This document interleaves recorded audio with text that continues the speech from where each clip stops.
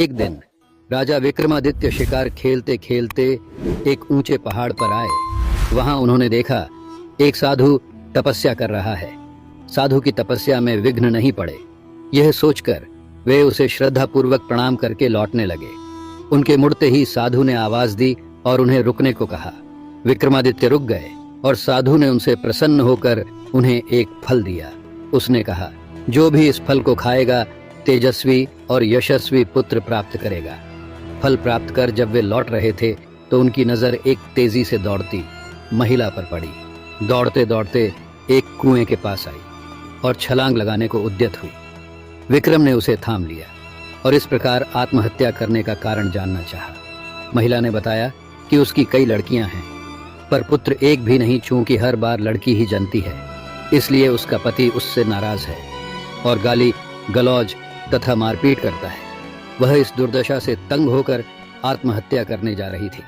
राजा विक्रमादित्य ने साधु वाला फल उसे दे दिया तथा आश्वासन दिया कि अगर उसका पति फल खाएगा तो इस बार उसे पुत्र ही होगा। कुछ दिन बीत गए। एक दिन एक ब्राह्मण विक्रम के पास आया और उसने वही फल उसे भेंट किया। विक्रम श्री की चरित्रहीनता से बहुत दुखी हुए।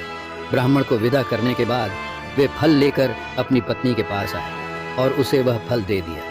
विक्रम की पत्नी भी चरित्रहीन थी और नगर के कोतवाल से प्रेम करती थी। उसने वह फल नगर कोतवाल को दिया ताकि उसके घर यशस्वी पुत्र जन्म ले। नगर कोतवाल एक वेश्या के प्रेम में पागल था और उसने वह फल उस वेश्या को दे दिया।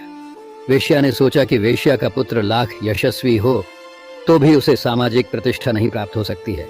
उसने काफी सोचने के बाद यह निष्कर्ष निकाला कि इस फल को खाने का असली अधिकारी राजा विक्रमादित्य ही है। उसका पुत्र उसी की तरह योग्य और साम संगीत दवानगिरी कोतवाल और रानी के अवैध संबंध का पता चल गया। वे इतने दुखी और खिन्न हो गए कि राज्य को ज्यों का त्यों छोड़कर वन चले गए और कठिन तपस्या करने लगे। चूंकि विक्रमादित्य देवताओं और मनुष्यों को समान रूप से प्रिय थे, देवराज इंद्र ने उनकी अनुपस्थिति में राज्य की रक्षा के लिए एक शक्तिशाली देव भेज दिया। वह देव नृप विहीन राज्य की बड़ी मुस्तैदी से रक्षा तथा पहरेदारी करने लगा। कुछ दिनों के बाद विक्रमादित्य का मन अपनी प्रजा को देखने को करने लगा। जब उन्होंने अपने राज्य में प्रवेश करने की चेष्टा की तो देव सामने आ खड़ा हुआ। उसे अपनी वास्तविक पहचान देने के लिए विक्रम ने उससे युद्ध किया और पराजित किया। पराजित देव मान गया कि उसे हराने वाले विक्रमादित्य ही हैं और उसने उन्हें बताया कि उनका एक पिछले जन्म का शत्रु यहाँ आ पहुंचा है और सिद्ध कर रहा है। वह उन्हें खत्म करने का हर संभव प्रयास करेगा। यदि विक्रम ने उसका वध कर दिया तो लंबे समय तक वे निर्विघ्न राज्य करेंगे। योगी के बारे में सब कुछ बताकर उस देव ने राजा से अनुमति ली और चला गया। विक्रम की चरित्रहीन पत्नी तब तक ग्लानि से विष खाकर मर चुकी थी। विक्रम ने आकर अपना राजपाट संभाल लिया और राज्य का सभी काम सुचारू पूर्वक चलने लगा। कुछ दिनों के बाद उनके दरबार में वह योगी आ पहुंचा। उसने विक्रम को एक ऐसा फल दिया जिसे काटने पर एक कीमती लाल निकला। पारितोषिक के बदले उसने विक्रम से उनकी सहायता की कामना की। विक्रम सहर्ष तैयार हो गए और उसके साथ चल पड़े। वे दोनों शमशान पहुंचे तो योगी ने बताया कि एक पेड़ पर बेताल लटक रहा है और एक सिद्ध के लिए उसे बेताल की आवश्यकता है। उसने विक्रम से अनुरोध किया कि वे बेताल को उतारकर उसके पास ले आए। विक्रम उस पेड़ से बेताल को उतारकर कंधे पर लादकर लाने की कोशिश करने लगे। बेताल बार बार उनकी असावधानी का फायदा उठाकर उड़ जाता और पेड़ पर लटक जाता। ऐसा 24 बार हुआ। हर बार बेताल रास्ते में विक्रम को एक कहानी सुनाता।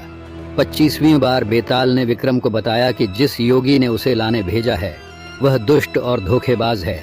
उसकी तांत्रिक सिद्धि की आज समाप्ति है तथा आज वह विक्रम की बलि दे देगा। जब विक्रम देवी के सामने सर झुकाए, राजा की बलि से ही उसकी सिद्धि पूरी हो सकती है। विक्रम को तुरंत इंद्र के देव की चेतावनी याद आई। उन्होंने बेताल को धन्यवाद दिया और उसे लादकर योगी के पास आए। योगी उसे देखकर अत्यंत खुश हुआ और विक्रम से देवी के चरणों में सर झुकाने को कहा। विक्रम ने योगी को सर झुकाकर सर झुकाने की विधि बेताल बता रखी थी। योगी ने अपना सर देवी चरणों में झुकाया कि विक्रम ने तलवार से उसकी गर्दन काट दी। देवी बलि पाकर प्रसन्न हुई और उन्होंने विक्रम को 2 बेताल, सेवक, दिए। उन्होंने कहा कि स्मरण करते ही यह दोनों बेताल विक्रम की सेवा में उपस्थित हो जाएंगे। विक्रम देवी का आशीष पाकर आनंद पूर्वक वापस महल लौट आए। वीडियो पसंद आए तो कमेंट में जय श्री राम जरूर लिखें।